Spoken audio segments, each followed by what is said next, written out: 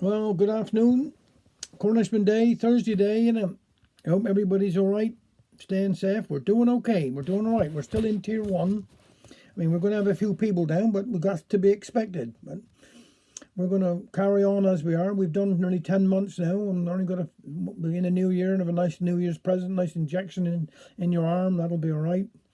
We're up for it anyhow, me and the wife, and but tomorrow's going to be a pretty rough day. I mean, a lot of rain here coming in and blowing holy like. So just take it easy and, well, I shouldn't go out too far tomorrow. You can't even cut the grass, which is a good thing, really. Have a day off from that. But look, stay safe. That's the most important, because I'd like to be talking to a lot of you again, hopefully. If the Lord, I shall have a chat tomorrow, and then again next Tuesday. I thought after Tuesday I'll give you a break. All right.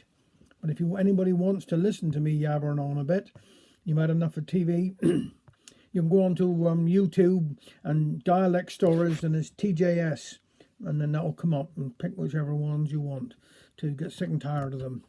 I just want to say a quick word to a great friend of mine, Martin Phillips.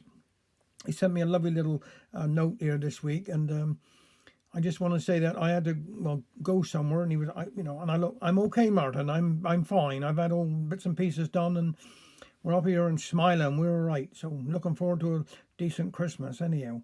And also, it was Martin's father's birthday. He was 90 years young.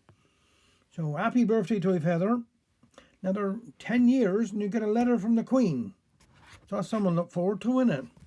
Now I'm doing this one day by David Prowse. And this is called Till the Cows Come Home. This is for father. Better take the cows to river, son. Such words I love to hear. My father's routine orders in those days of yesteryear. When a dry spell was upon us and the troughs denied of rain, the brook that graced our valley floor would refreshen and sustain. So off I'd go, as proud as Punch, to undertake the task, with all the self-inflated power for which a lad could ask. I'd find our Guernseys chewing cuds and basking in the sun, apparently disdainful of the job that must be done. Come on, Violet, up you get. Reluctantly she'd rise, with baleful, ill-concealed disgust reflected in her eyes. The onuses of leadership heartfelt to leave her bed, but I knew the rest would follow on whatever Violet led. Across the fields we'd amble, then on avenues of trees, where summer's cooling shadows danced demurely in the breeze. I'd extricate the waifs and strays from bramble, thorn and vine, and stroke a nervous yearling's flank to coax her into line. Another steep slope meadow, then, her head tossed in the air, old Violet would acquire a thirst she never knew was there. Galloping those final strides like a child upon the sands, as the others pranced insanely in response of her commands.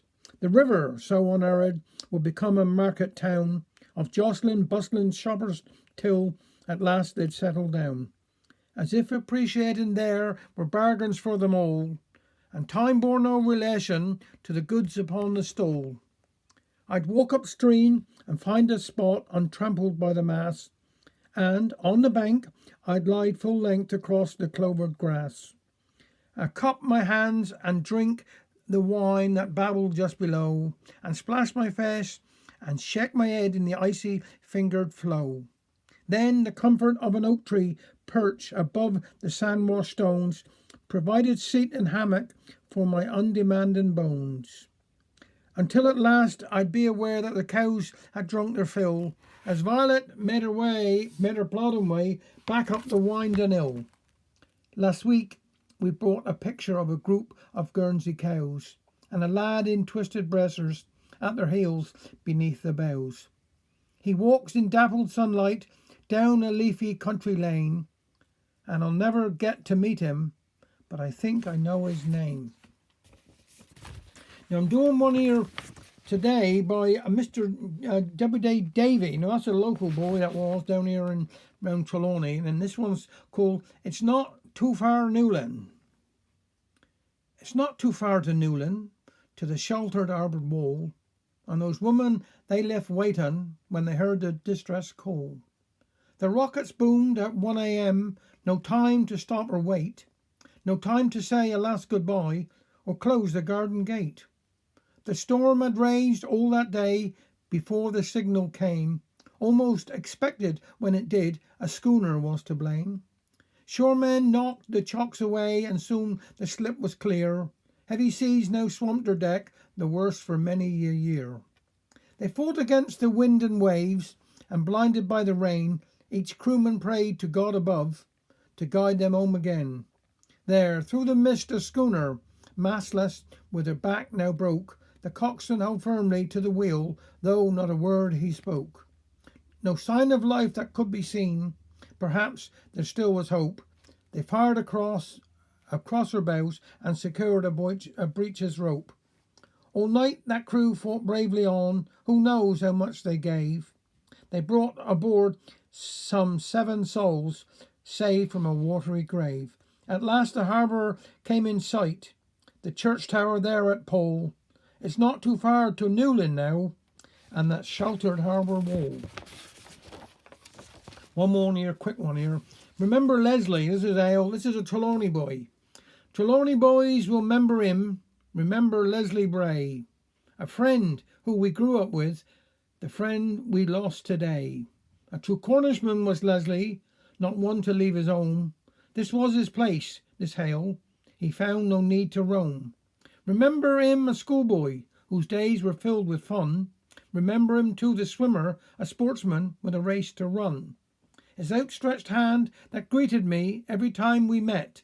A friend in youth, a friend for life, and a man I'll never forget. Remember him, Trelawney lads, remember him and smile. Remember all the good times when life was so worthwhile. Things are so very different now, but our memories won't dim. How much poorer life could have been without the likes of him. Thank you very much.